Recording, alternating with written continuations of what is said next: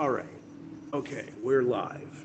The Didache, the teaching of the 12 apostles, a writing of the early church. A bunch of the Jesus goodies that have been forgotten. Really great stuff to remember. Okay, number one, church meetings are private meetings where people cleanse their consciences, admit their faults, and then take communion. Communion is a closed private meeting of special friends who really know each other, where men discern and describe the demons that remain after salvation. That's part of our reality. Bad spirits remain after salvation. And the men need to look out for one another, and the women and children learn because the men are courageous about admitting their faults and their weaknesses in a cheerful way. We're going to start with chapter 13, care of prophets and teachers. Chapter 13, but every genuine prophet. Now, a prophet is a truth speaker. A prophet is forth-telling truth, not predicting the future. Every genuine prophet who desires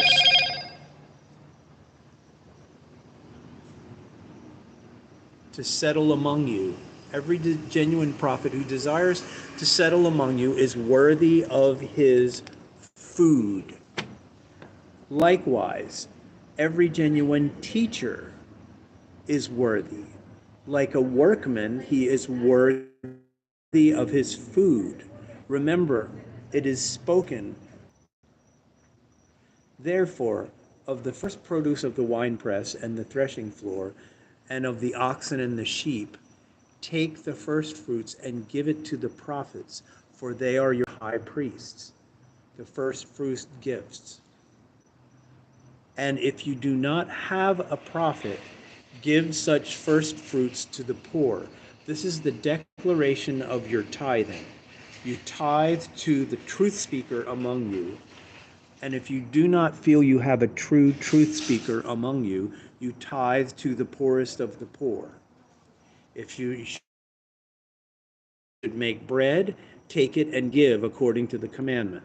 Likewise, if you have opened a jar of wine or oil, take the first fruits and give it to the truth speakers. And also take the first fruits of your money and clothes and all your possessions. As it seems best, give according to the commandment. Chapter 14. On the Lord's own day, break bread, meaning communion, and give thanks after confessing your transgressions. In this manner, your sacrifice will be pure. The communion time is a sacrifice.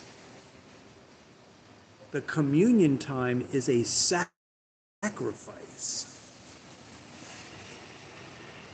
And do not let anyone coming with a quarrel against a brother join you. Don't let anyone who's arguing with someone be with you until they get reconciled, in order that your sacrifice is not impure. The communion is a closed, private meeting of close friends who know each other really well, where the men are admitting all of their weaknesses.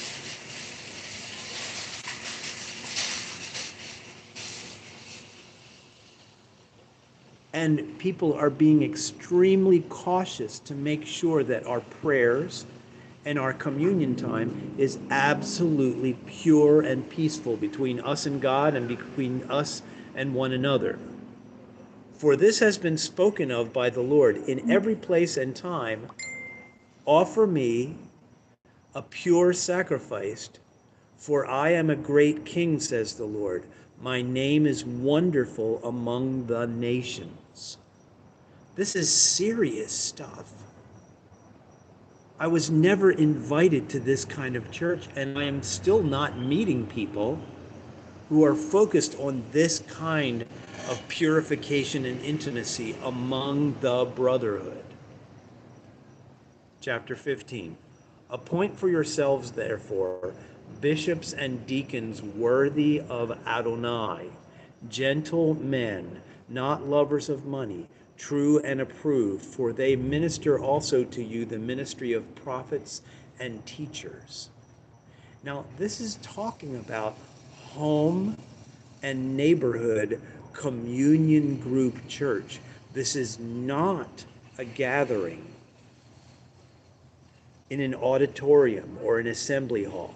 For the first 300 years, there are no buildings and there are no institutions and there are no hierarchical structures. There are just intimate, private meetings of people who are coming together regularly to stay pure before God.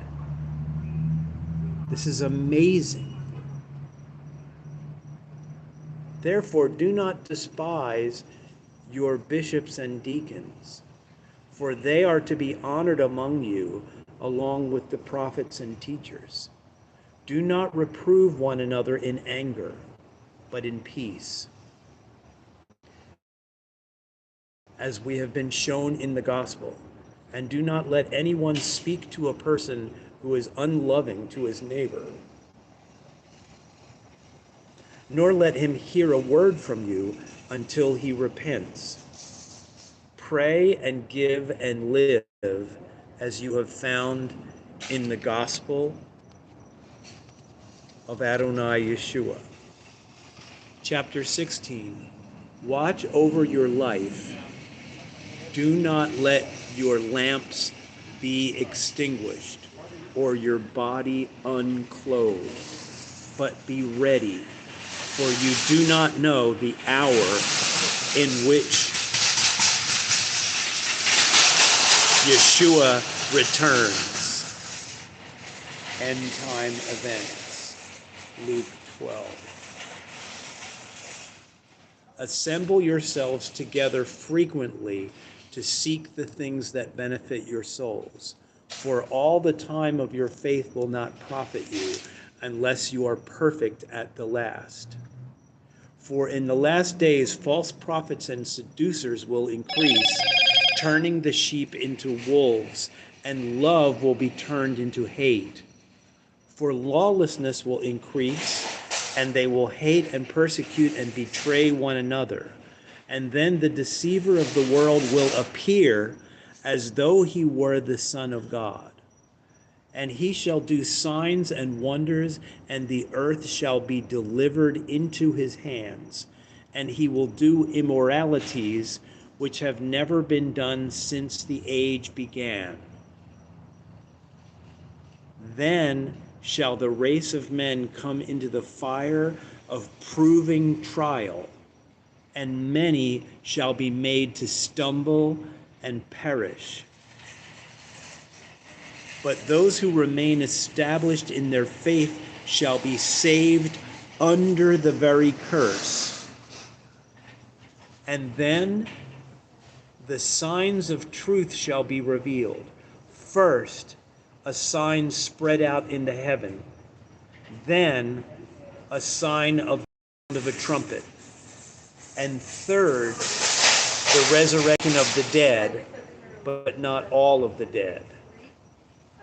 But as it was said, the Lord shall come. Adonai shall come. The Lord is an English phrase that's from a two-class society. The word in Hebrew is Adonai. It means the sweet master who gives wonderful treats and benefits. The sweet one will come, and all his holy ones with him. Then the world shall see Adonai, the sweet master who calls us friends.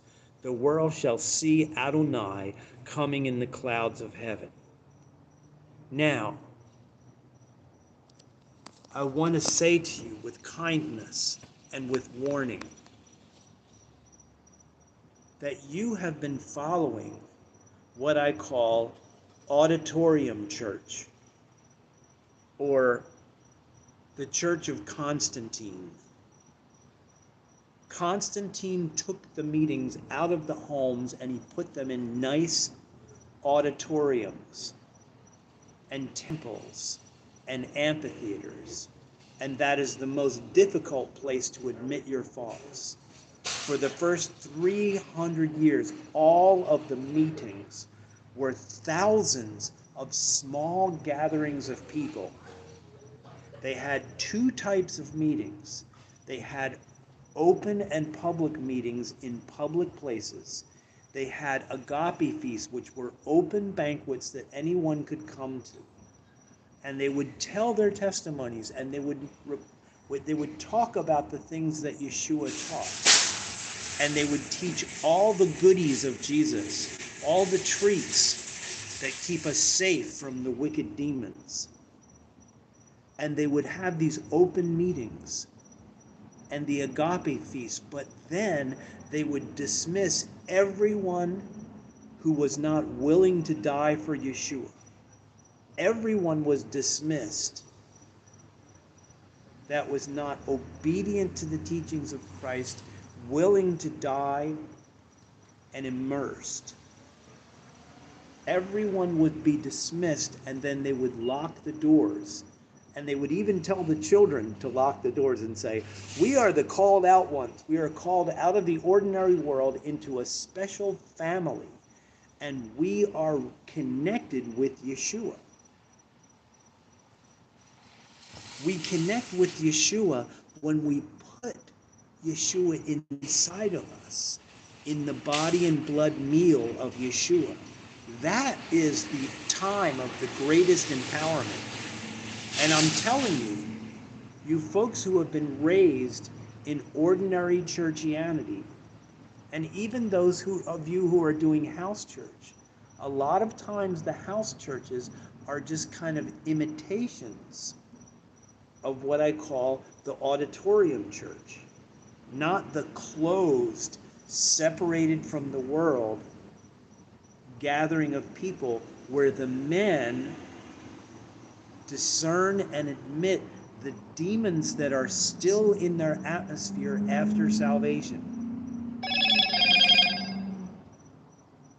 Go to Joshua chapter 7 and understand something. The women were stoned to death. The children were stoned to death. The employees were stoned to death. The animals were stoned to death because one man misbehaved. You have to understand that the male human beings are responsible to make the communion times and lead with the admission of their faults. Okay, boys and girls, what dumb thing, what negative thing have you done since our last communion time? The doors are closed. Now we're in God's presence. The men's heads are uncovered. The women's heads are covered. We're literally in the presence of Yeshua. He is physically present with us. And in this closed meeting, we have escaped the principalities, powers, and rulers of this entire world. Only in the Havurah, only in the friend group of Yeshua can we escape the Apkalu, the Anunnaki, the sons of God, the watchers, the wicked watchers who took over the women and who still can take over the women. And all of the sons of God who were put in power over all the nations of this world. You have to understand that any institution in this world that starts to get big and that's connected with things like taxes and money and government, any institution that gets big has powerful spirits connected with it. And the only way to stay safe is in groups of friends who are in regular communion. I didn't know this. This is the secret that was understood for 300 years. For 300 years, there were no special buildings. That's a long time. America has not even been a country for 300 years yet. I mean, that's going, like, if we went back 300 years, that's back into the 1500s. That's how long of a time there were only little clusters of friends in communion. And we can revive that. I want to revive that in Smithton, Missouri. And I want all of you Sedalia people that I got to meet. When I went to Sedalia, God said, when you go to Sedalia, you are going to be able to rise up and be who you really are. You are no longer a learner. You're now complete. And God said, start with a beautiful car. I used to be known as the guy who would loan his beautiful car out to people just to enjoy, because it's such an enjoyable machine. And I have my eye on a 1950 Hudson four-door, which we can pile all the children into. And I can hand the keys to a person that's come through the rehab center and deserves to feel like he's got an abundant life and that someone is sharing a treasure with him. I mean, in the reality of life, people don't know your mind. They remember where you lived, they remember the house that you lived in, they remember the car that you drove, and they remember your skills and your career. That's what they remember. And the car that you drove is a thing that you can give to someone else to use. That is one of the nicest ways of befriending a person, is actually to trust them in using your beautiful motor vehicle for a special occasion. Take my car and take your wife and your children for a picnic in my car. And when people talk to you, you can say, oh, it's just a buddy of mine who's part of my communion group. This is the beginning. The wonderful car to share with one another is more important than the house.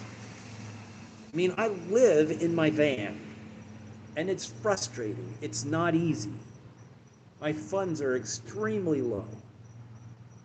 I don't have a storage closet anymore, and I need some infrastructure support. But I'm telling you, Sedalia and Smithton is the time. The fact that there's a Smithton diner and that I was invited to the Smithton diner, I am so full of joy. I already have a dream of a Smithton diner lunch truck bringing cookies and hot dogs and fresh cut French fries. There's all these things in my heart. I've basically come back to Florida to lick my wounds a little bit. But I'm telling you, it's time to assemble a team. The words that I like to speak are these. The Havyurah defeats the Apkalu. Those are two terms.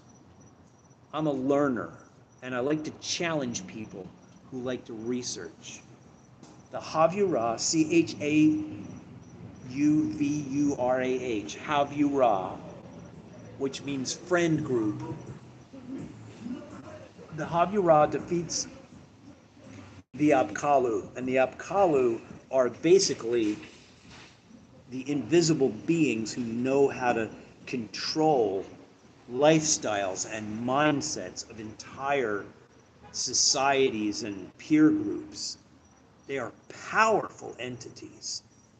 The only thing that can put a hedge up against American insanity and even American church insanity is regular meetings of joyful people, ecstatic people, where the men are admitting their faults. The men are describing the demons that they know are still around them.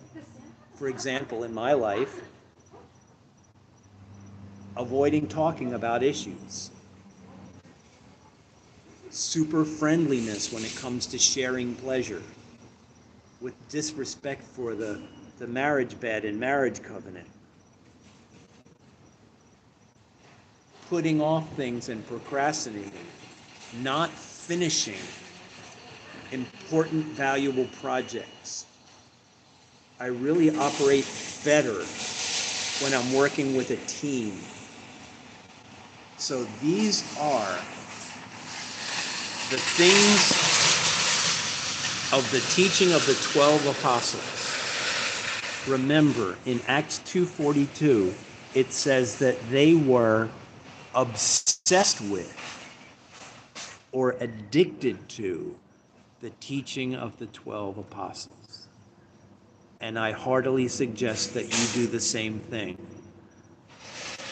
Now, if you want, you can send me a self-addressed stamped envelope, and I can send you this very writing to have as your very own. If you send me a self-addressed stamped envelope, I will send you a copy of this for free. I'll fold this in half and I'll put it in your envelope. You get a legal size envelope, you put a stamp on it, you put your address on it, and you send it to me. And if you want, you can put a $5 bill in to help me cover my gas, or a 10 or a 20. But you don't have to send me anything. Everything that I do, all the services that I give for free. I give for free. Because I don't even deserve the peace of Yeshua. I was slandering him for many years. Happy Friday! Yahoo! Greetings from Florida. I'm in a t-shirt. I don't even know how to turn this off. There we go.